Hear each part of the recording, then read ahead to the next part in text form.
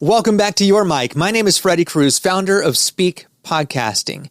And today it's a solo rant about Johatsu, Japan's evaporated people. This is not a myth. It's not a trend. These are real people vanishing overnight, ditching their old lives for a shot at anonymity. Assisted by night mover companies, these are people who said, restart? Don't mind if I do. And here's the kicker, because I do have a point. There is a kicker. The phenomenon is so powerful because it's so specific, and we are going to tie the fundamentals of Johatsu into your podcast.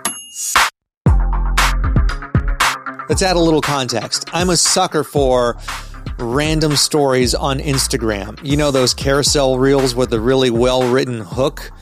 I fall victim all the time. And it doesn't matter what time of the day. It could be at 7 o'clock in the morning.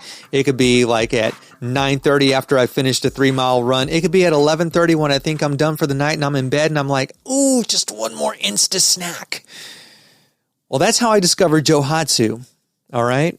Ultra specific stories hit hard.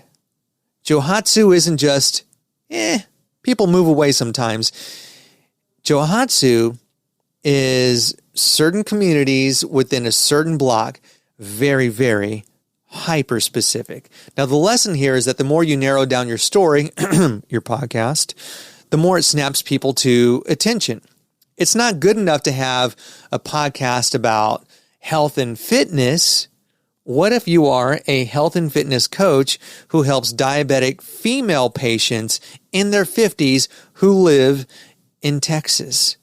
That is the kind of specificity that hits really hard when it comes to your podcast and really diving in and sharing stories with the world and helping your listeners see more of themselves, hear more of themselves in your episodes. And now we're on to taboo. Who doesn't love a little taboo? As long as it doesn't have anything to do with my life, right? Wrong. No.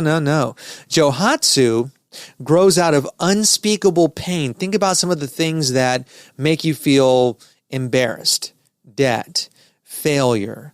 Maybe it's a career that didn't take off. Maybe it's not being able to have kids. This is the kind of stuff that nobody touches at the holiday dinner table. Well, what if your show was exactly the kind of pain that people avoid?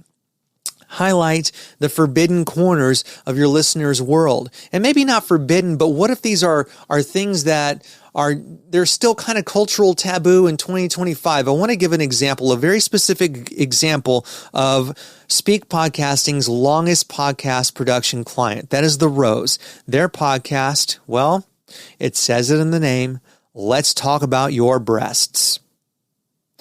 20 years ago, even 30, 40, 50 years ago, this was not something that people would discuss in polite company. In fact, Dorothy Gibbons, who is the CEO and co-founder, would say that people didn't even want to talk about breasts, like use the actual word breasts. But here we are in 2025, and The Rose is breaking those cultural norms. They're breaking down those barriers and helping women and men, because men do get breast cancer, but they're helping breast cancer patients and survivors break down those barriers so that when somebody listens to an episode of Let's Talk About Your Breasts, they can hear themselves in that story. The Rose is really shifting the conversation around what makes people more willing to have these tougher conversations. That's because women, I've learned, have a tendency to not put their health first because they're busy taking care of their families. So if you make your show about what people tend to avoid, are you more likely to grow an audience? And speaking of audiences, what if instead of trying to build mass appeal, you build for the few? It's that smallest viable audience. How small can you go, but still remain sustainable, still remain relevant? You go deep. You want impact, you stop trying to relate to everybody. Speak directly to a tiny group like breast cancer patients and survivors and their families, Or let's take the example of another one of our longest clients, the National Museum of Funeral History. And that is the final curtain never closes.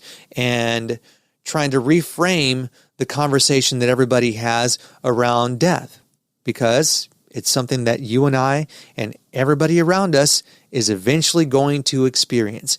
We are going to die. And so it's focusing that podcast around things that are relevant to the topic and extracting stories and relating to people in a way that gets to shift their frame for what they previously thought about that topic at hand. But what if we flipped the Johatsu script and instead of disappearing, we go all in? Now, as we mentioned at the top of the episode, Japan, they've got this thing, it's called Johatsu. People disappear with the help of night mover companies. They ditch their old lives for a shot at being anonymous in society. But in Johatsu, pain means erasing yourself. And in podcasting, what if the pain you used was spoken out loud, shouted even, in an effort to bring people together rather than running away and disappearing all at once? What if you were to urge people to get loud about their hidden struggles and turn that shame into connection? Like, yeah, that's me. I can totally relate. You have those community meetups. You meet on Zoom maybe. Perhaps it's a small event of about 20 to 30 people. Maybe it's a monthly party. Quarterly happy hour. You flip the script, and instead of running away, you run toward the thing that makes you uncomfortable, that you know might just make your listeners uncomfortable at first, but then they get where you're going, because you're not just talking about uncomfortable things for the sake of talking about uncomfortable things. You're talking about these uncomfortable things because you have a message that you want to share with the world. You have a story that is yearning to get out. If you have an interview format or if it's co-hosted with a colleague that shares the same journey as you, all about going toward that difficult conversation instead of avoiding that difficult conversation. So in conclusion, we got to be obsessed with local and honest. Find your community's Johatsu. Who are the people that are running from something that is really hard to talk about? Put its name in lights. Go there. Yes, go there. That is how you're going to build a loyal podcast audience. Hey, look, if you have any questions about Johatsu and how you can integrate some of these mindsets, some of these tactics into your podcast, I would love to chat. Hit me up, Freddie with a Y at speakpodcasting.com, SPEKE podcasting.com. And if you are listening to this before October 10th and 11th, you and I can chat in person at SpeakFest 2025. We're going to have about 15 different activities. We're talking workshops. We're talking panels. We're talking keynote speeches.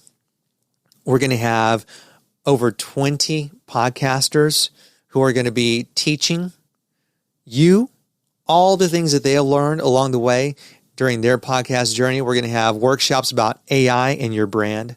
We're going to have workshops about crafting a killer podcast interview, building a podcast community, keynote speeches about social media marketing, and building a niche podcast, all that and more at speakpodcasting.com/SpeakFest 2025. That's where you're going to get your tickets for SpeakFest happening at the National Museum of Funeral History.